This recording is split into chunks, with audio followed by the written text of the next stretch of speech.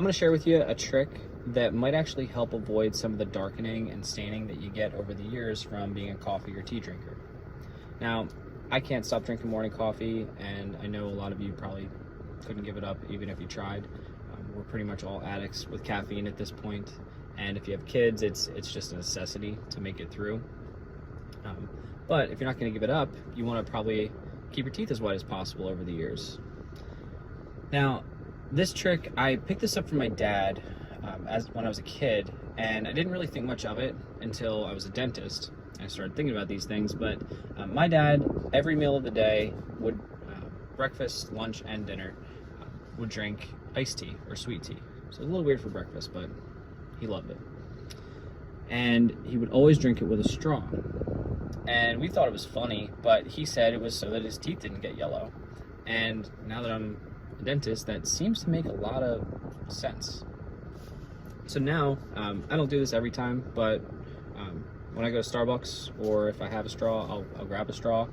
And so, oh yeah, this is it's Americano today. Starbucks, for whatever reason, I mean, how does Starbucks brewer machine go out of service? It's like the McDonald's ice cream machine. I don't know if it was actually true, but they couldn't make me a real coffee today, so I'm stuck with this.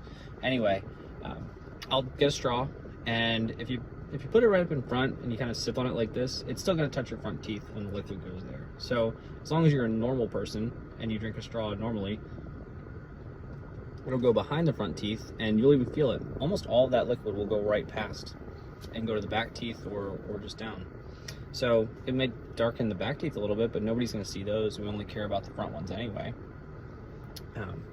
And yeah, I think that if you think about it over years, it's going to work at least a little bit. I'm thinking about 365 days a year times a lot of years in your life. And yeah, that's a lot less time that coffee or tea is going to be touching your teeth.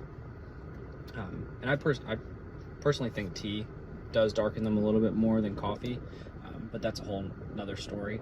But just chronically reducing the amount of time that these things touch your teeth has to keep them a little bit lighter over the years, and you won't need whitening as much or as often.